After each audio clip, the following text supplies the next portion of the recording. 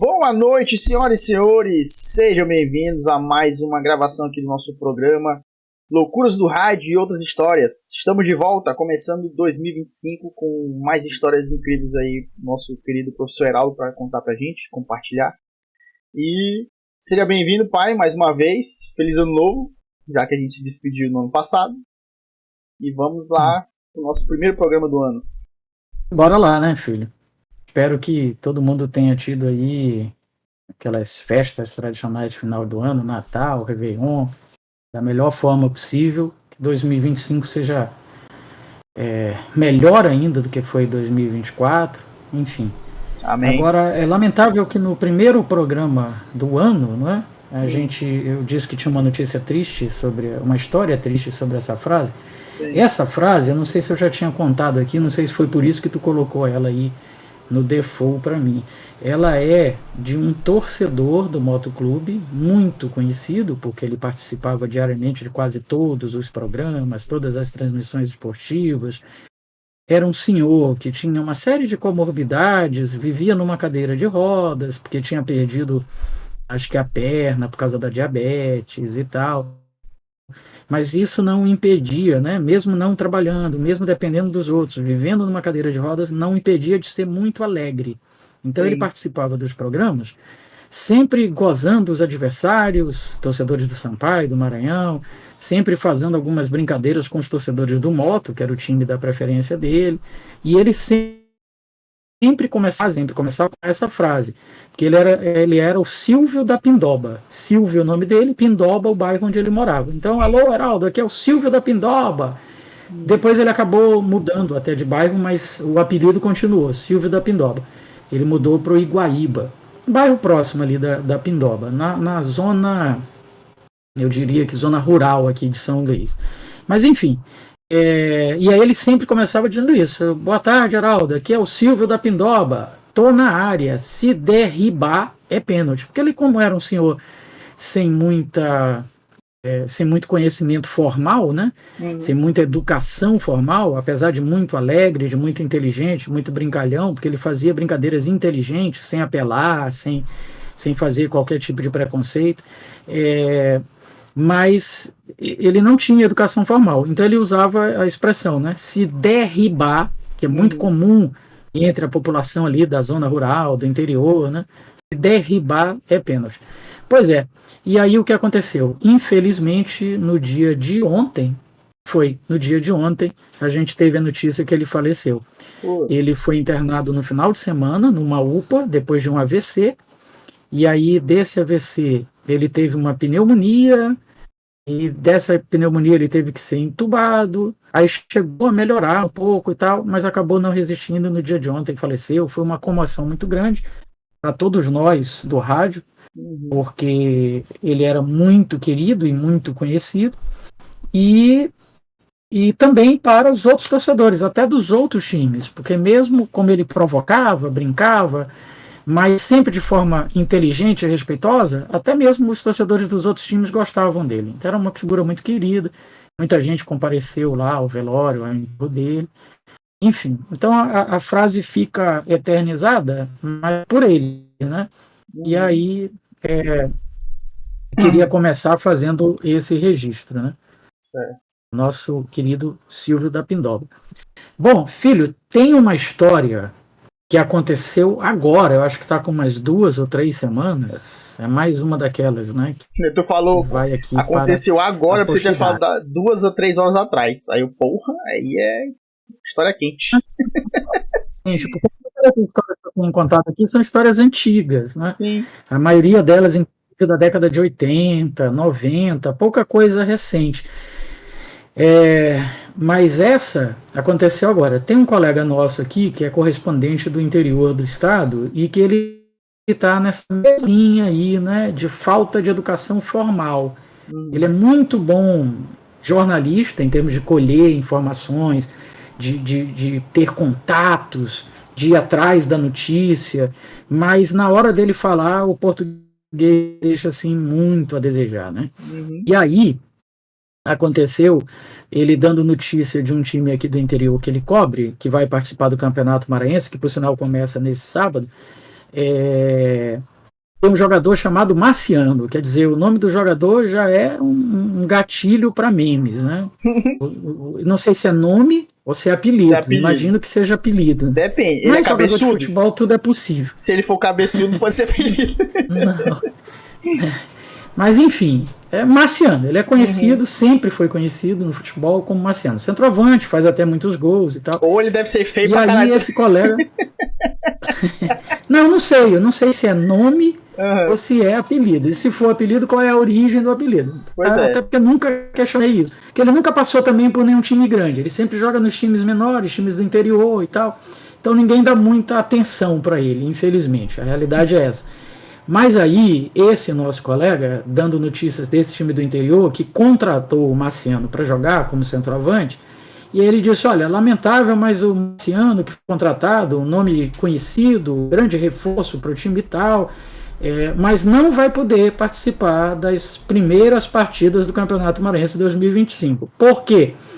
Porque ele teve uma lesão preste atenção, no menisco desligamento cruzado. Caralho!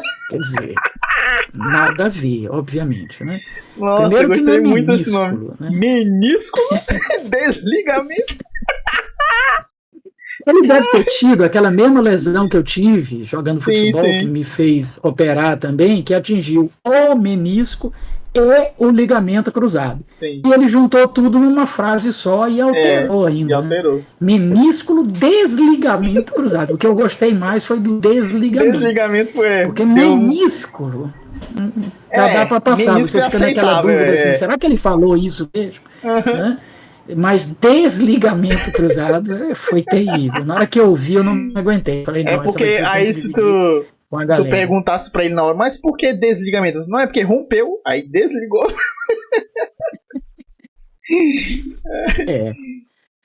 Bom, agora, essa história foi do rádio, né? Mas como o quadro é Loucuras do Rádio e outras histórias, eu tinha separado já para contar. Essa eu incluí há poucos dias depois que ela aconteceu. Mas eu já tinha separado para contar 2 histórias pessoais, né? Eu acho que tu conhece com certeza pelo menos uma delas. A outra eu não tenho muita certeza. Certo. Bom, a primeira delas foi o seguinte.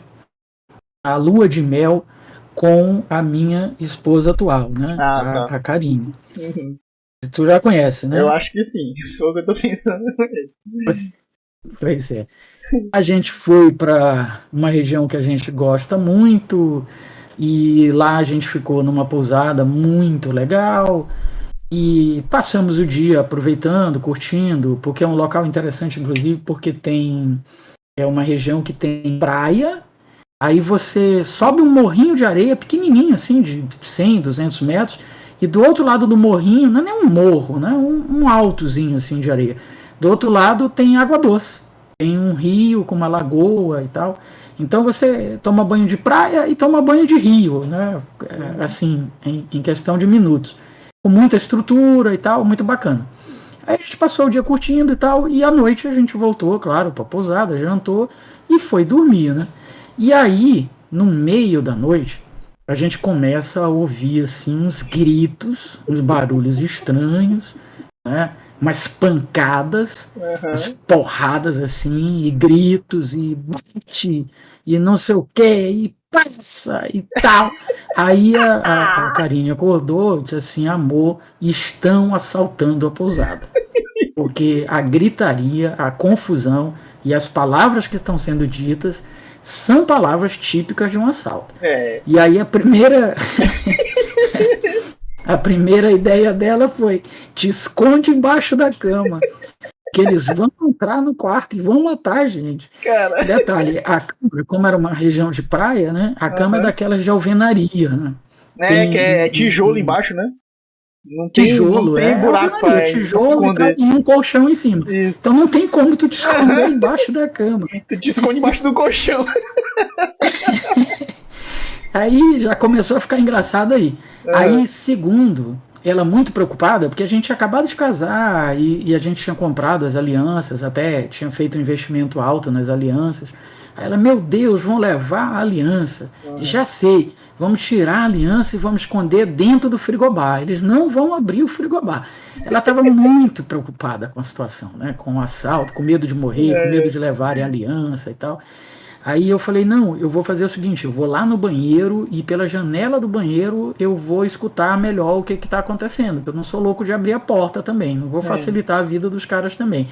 Aí ela, não, tu é louco, se tu abrir a janelinha do banheiro, eles vão entrar por lá. Eu falei, amor, não dá para passar uma pessoa lá, talvez uma criança, mas um adulto.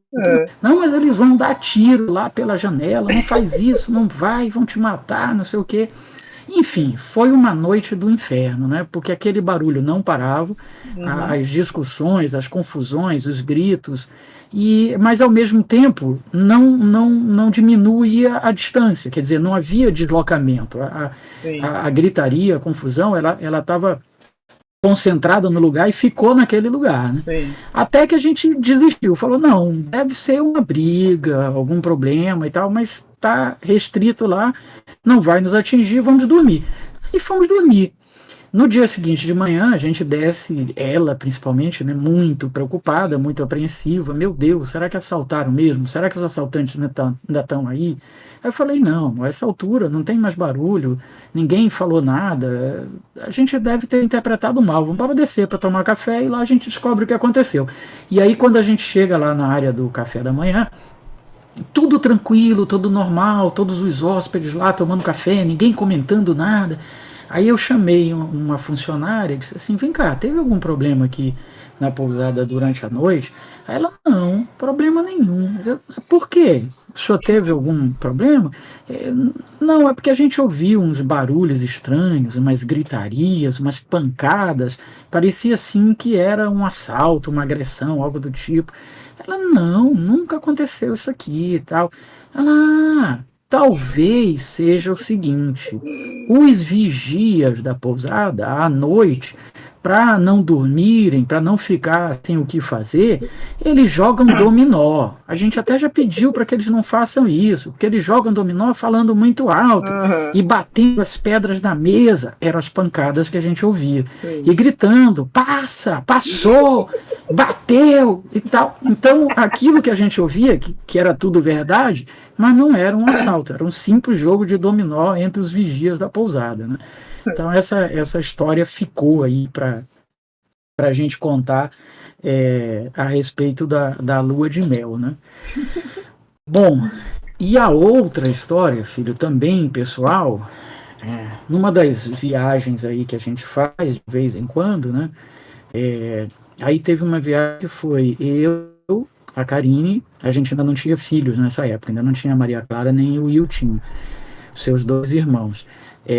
E a mamãe, né, ainda não estava como está hoje, assim, com uma idade bem avançada, que não quer mais viajar, não quer mais quase sair de casa e tal, até porque já está debilitada mentalmente, assim, né, esquecendo das coisas e tal, fruto da idade avançada mesmo, mais de 90 anos. Mas, enfim, nessa viagem ela foi com a gente porque ainda era a época em que ela gostava de viajar, gostava de dançar, de beber. Nessa viagem, inclusive, que foi para Venezuela, para Isla Margarita, na Venezuela. Um local muito bonito, com um polo turístico assim da região.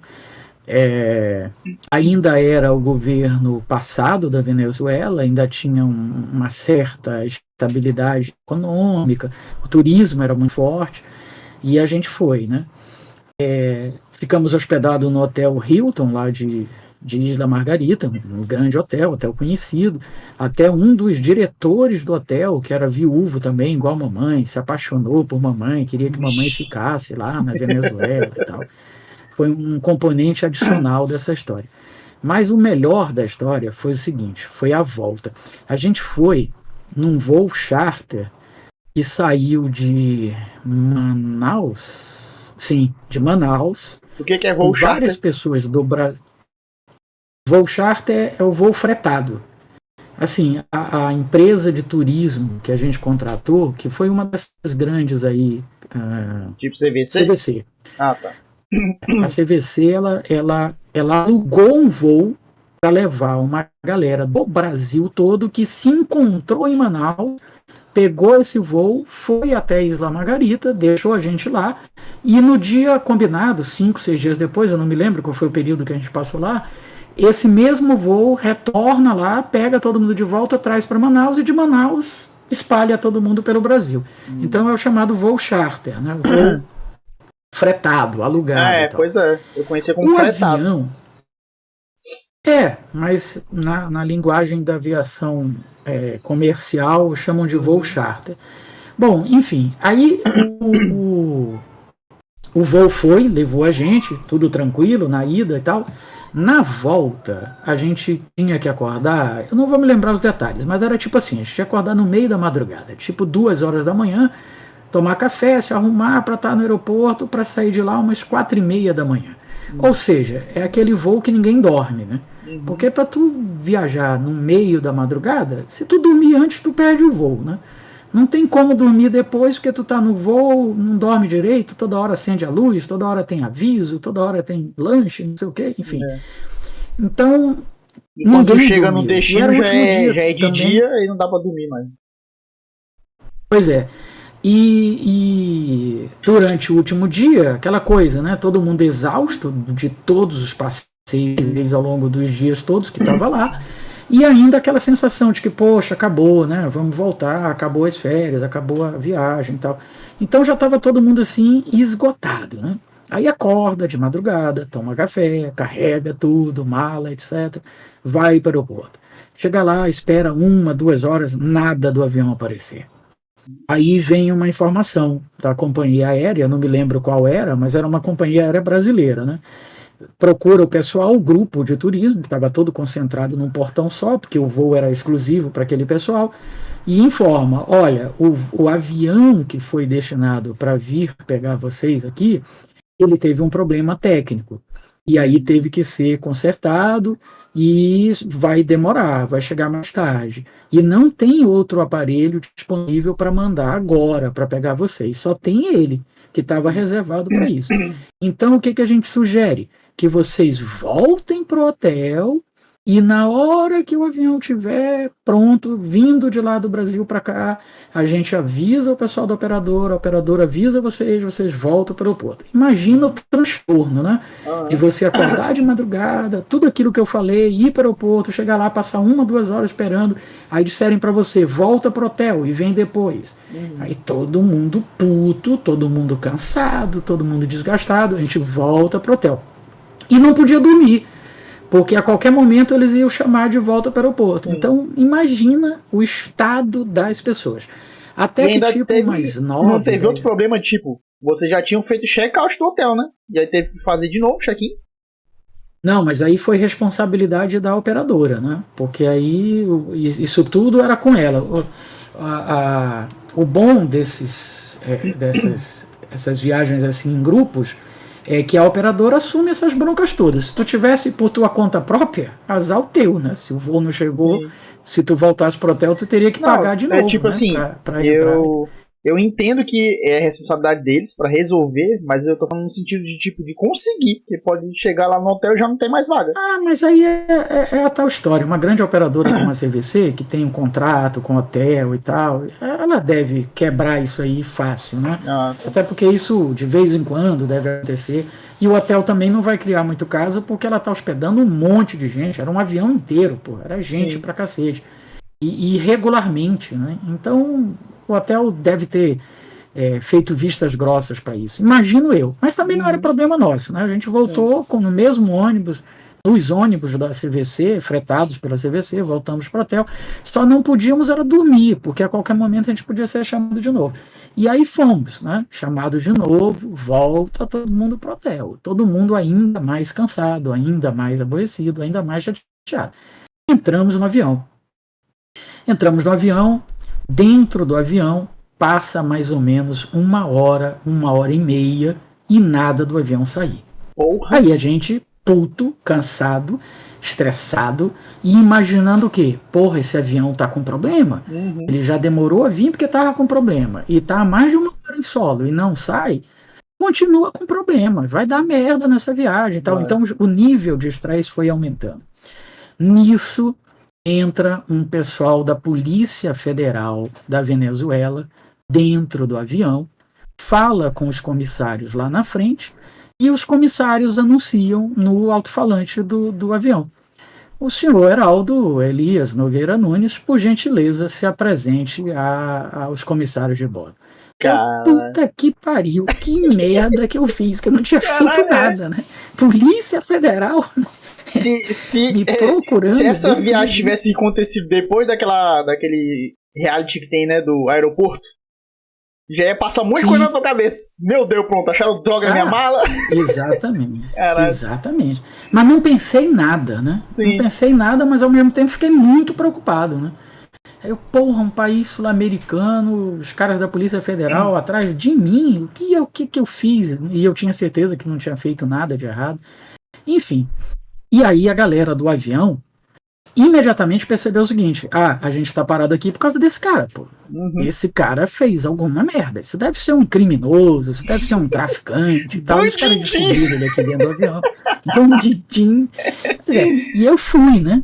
Constrangido, puto, preocupado, um monte de sensações passando pela minha cabeça, assim, né? Um verdadeiro filme, é o Divertidamente, que tem lá as sensações, né? As emoções. Enfim. Pois é, aí eu fui. Aí os caras, por favor, o senhor acompanha a gente até lá embaixo. Tal. Aí, mas o que está acontecendo? Ele, calma, a gente vai já lhe mostrar. E aí eu fui, né? Fui com eles e tal, chegou lá na área de malas. Aí eles, essa mala é sua? Eu falei, sim. Então, por gentileza, o senhor abra a mala pra gente. É igualzinho. Eu falei, caramba, será que... É igualzinho o negócio do aeroporto. Né? Igualzinho. E eu pensei, e na minha cabeça, assim, eu tinha certeza que eu não tinha nada, né? Uma droga lá dentro. Pois é, então. Mas eu imaginei, caramba, plantaram droga dentro da minha mala. Como que eu vou explicar isso? Ainda mais em outro país. É foda. Puta que pariu. Eu falei, caramba, tem que falar, que merda. Plantaram droga, botaram droga. Plantaram. Enfim, aí abri a mala. Sim, aí eles explicaram. Aí eu perguntei, mas por que eu vou abrir a mala? O que aconteceu com a minha mala? Não, porque a gente olhou algumas coisas suspeitas no raio-x e o nosso cachorro também sinalizou que tem algo estranho na sua mala. Porra. Aí eu, caralho, que merda. Aí abri a mala. Quando eu abri a mala, imagina o que tinha dentro da mala. Um monte de bolas de naftalina. E minha mãe tinha feito o favor de comprar numa farmácia e colocar dentro de todas as malas para não dar mofo. Sim. Coisa de velho. Né? Para não dar mofo nas roupas e tal. Encheu porque vai pegar um voo de naftalina. Esse avião vai entrar no mar. Caralho, pegar mofo numa viagem? Caralho. Aí os caras, senhor, o que é isso? A gente não tá reconhecendo, o cheiro é muito forte, os nossos cachorros branca, né? Uma bola branca pra eles. Branca, com cheiro forte. E parece, inclusive, que a nafta é usada também, né, para o processo da cocaína e tal. Tem alguma coisa a ver aí. Eu já não sei. Enfim, eu não entendo do assunto, mas já vi filmes, já vi documentários e tal que fala sobre isso. Então, de fato, o cachorro estranhou porque era a aparência de uma substância usada para cocaína, né? Sim. E eles não reconheciam e o cheiro, não sei o quê, porque é um negócio que ninguém usa mais, pô. Quem usa naftalina ainda hoje, né? Uma coisa de velho mesmo. Aí eu disse, olha, isso aqui eu imagino que seja naftalina, que é o nome que a gente usa lá no Brasil. Não sei qual é o nome que vocês usam aqui. Mas não foi o senhor que colocou essa mala na sua? É minha sim, mas quem arrumou todas as malas foi a minha mãe, que é uma senhora de idade, que está lá dentro do avião, que tem essa mania. Se a gente abrir aqui a mala dela e a mala da minha esposa, provavelmente também tem. Aí eles, vamos abrir para ver. Aí abriram, tinha. Aí um dos policiais reconheceu, cheirou, olhou, mexeu, disse assim, isso aqui realmente é naftalina. Só que é um negócio que nem se usa mais. Eu falei, pois é, meu amigo, só minha mãe mesmo, para ter uma ideia infeliz dessa, de me colocar numa situação dessa e tal. Aí eles, tá tudo bem então o senhor pode voltar pro voo, a gente vai fechar aqui as malas, vai despachar, tá tudo sob controle, pode ir em paz e tal. Agora, imagina eu voltando pro avião. Uma sensação de raiva da mamãe, pela merda que ela fez, pela situação que ela me fez passar, e ao mesmo tempo de vergonha, porque eu sabia que na hora que eu entrasse no avião, todos os olhares para mim seriam acusadores. Pô, por causa desse filho da puta que a gente ainda não saiu daqui, esse cara deve ser vagabundo, deve ter corrompido os policiais para poder viajar com a gente e tal. Passava mil coisas na minha cabeça, né? Então eu entrei de cabeça baixa, sem falar com ninguém, voei pro meu assento, sentei. Aí a mamãe estava sentado eu, ela e a Karine, né? A mamãe vira para mim e fala assim: e aí, filho, o que aconteceu? Aí eu disse: mãe, pelo amor de Deus, nem dirija a palavra para mim, nem fale comigo, porque se você souber a raiva que eu tô da senhora não fala comigo até o Brasil, para ver se daqui para lá passa a raiva e a gente volta a falar. E foi isso, cara, a história da mala com naftalina na Venezuela, que quase eu podia ter sido preso por causa disso. Isso aí aconteceu na época errada. Né, Vitor? Era pra ter acontecido recente pra poder tu aparecer no seriado do aeroporto. Que isso? Entra uma voz de história, não? Não, essa daí não. Foi a Siri que ligou aqui do nada. Ativou do nada. Cala a boca, Siri. Essa da história aí tu nunca tinha contado pra mim. Não? Ah, eu pensei que tu já conhecia. Não, essa foi terrível, cara. Foi um dos perrengues maior que eu passei, assim. Maior até do que o do dominó lá na Lua de Mel. Porque não teve nada de concreto lá, né? Foi só viagem, literalmente. Agora, a da Venezuela foi terrível porque, porra, imagina a situação, né? Policial federal e não sei o quê, cachorro, etc. Enfim. Minha preocupação é eles dizerem que eles não reconheciam aquilo ali, que é uma coisa que é só do Brasil.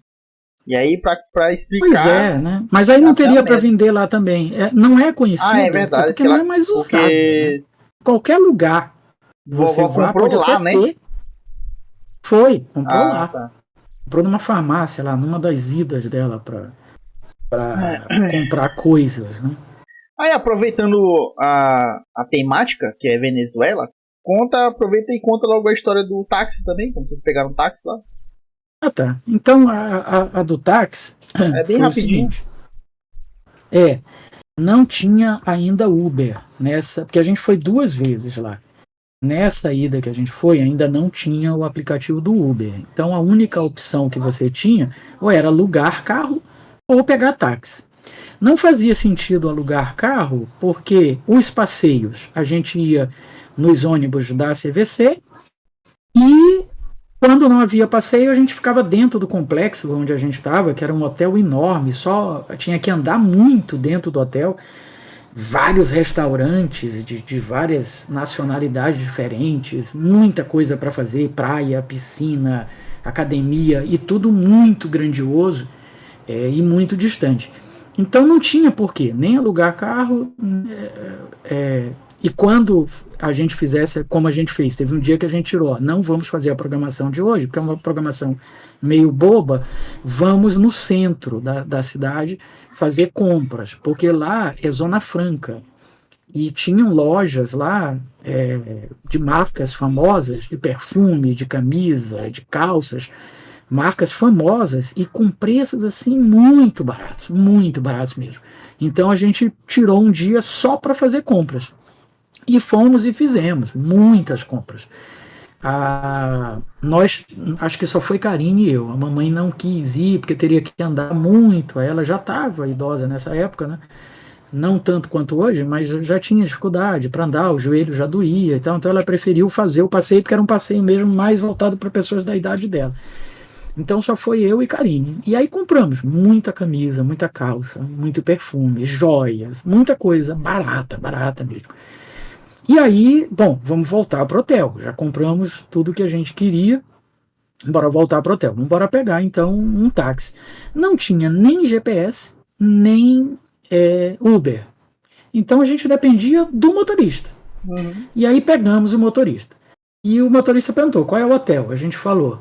Aí ele, tá. Eu acho que eu sei onde é. Aí eu já fiquei preocupado. Pô, eu acho que eu sei, o hotel famoso lá, conhecidíssimo. E aí ele começou a andar por dentro de umas ruas estranhas. Daqui a pouco ele entrou dentro de uma espécie de favela. Aquele pessoal, assim, estranho, tipo bandido, traficante e tal.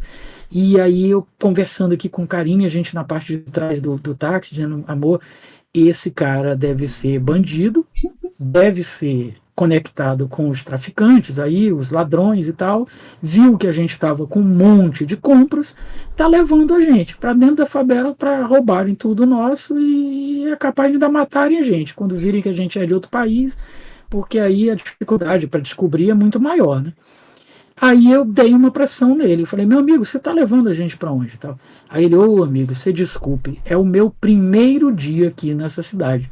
E eu comecei a trabalhar de táxi hoje. Não conheço nada aqui. Eu falei que talvez conhecesse o hotel, mas não tenho a menor ideia onde é o hotel. Eu tô indo aqui aonde a vista tá apontando e tal. Eu falei, não, bicho, pelo amor de Deus, tu não tá vendo onde é que tu tá levando a gente para dentro de um local extremamente perigoso. Vamos perguntar aí, vamos sair daqui de dentro primeiro e vamos parar num posto e perguntar onde é o hotel. Todo mundo conhece, o hotel é muito grande aqui e tal.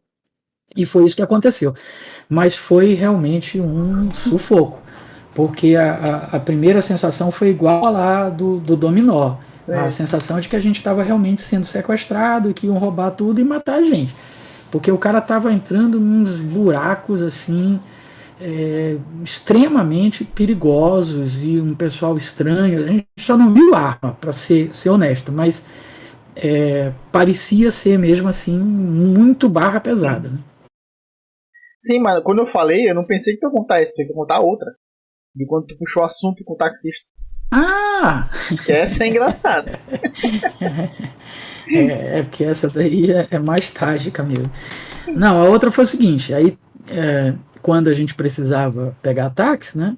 E aí eu queria gastar o meu portunhol, né? Então eu começava a usar o meu portunhol, conversava bastante com os taxistas, perguntava dicas sobre a cidade. Foi aí que a gente ficou sabendo, que a gente não sabia, que era Zona Franca, que tinha muita coisa barata para vender, roupa, perfume, joias, etc. Eletrônicos, eu lembro que eu comprei até um notebook lá. É, e aí, teve um dia que a gente pegou um taxista para ir para um lugar bem distante, assim. Eu não sei o que, que a gente ia fazer, não me lembro. Eu sei que, assim, a gente ia fazer um passeio que não estava dentro do passeio da CVC, porque um outro taxista tinha dito que era muito melhor do que todos aqueles que a CVC fazia. E de fato era. Só que a gente tinha que ir para um lugar distante, pegar um barco grande para atravessar para uma outra ilha e aí passava o dia nessa ilha lá com muita coisa legal para fazer, para comer, para beber e tal. E aí no caminho até chegar ao local onde pegava o barco, chegou uma hora que eu fiquei sem assunto, né, para conversar com o cara, porque tudo que eu podia perguntar, ou eu já tinha perguntado para os outros taxistas, ou já tinha perguntado para ele. E aí eu virei para Karine e disse assim, Karine, me diz aí alguma coisa para eu falar com o cara. Fala assim, por exemplo, um artista importante aqui da Venezuela para eu perguntar como é que anda e tal. Aí ela disse assim, Shakira. Aí eu virei para o taxista e falei, como estás, Shakira? Aí ele, muito bem, lá na Colômbia. Porque Shakira não é venezuelana, é Isso é colombiana, muito eu acho. bom. Aí eu virei pra Karine e falei assim, porra, Shakira? Eu pensei que Shakira era da Venezuela. Mas não é colombiana, né? Mas até que o cara foi legal, né? Porque o cara falou assim, não, deve estar muito bem lá na Colômbia, né? Foi isso. Muito bom. Então é isso. Valeu, pai. Tamo junto. Boa noite. Obrigado pela presença mais uma vez. Abraço e até quarta-feira que vem, né? Valeu. Um abraço para todos e todas aí. Até nós dois nos vemos na segunda, né? E na quarta a gente está de volta aqui. É isso. Valeu. Então é isso, galera. Obrigado aí pela presença. Tamo junto. Obrigado pela moral aí. Voltamos ao nosso programa aqui. Então, toda semana, voltamos à nossa tradição de ter um episódio por semana. Espero vocês quarta-feira aqui na live, ao vivo. E todo domingo lá no YouTube. Ou aqui no YouTube, para vocês que estão assistindo agora no YouTube. tem aqui a disponibilidade do nosso episódio. Beleza? Então é isso, tamo junto, é nóis. E até semana que vem. Valeu!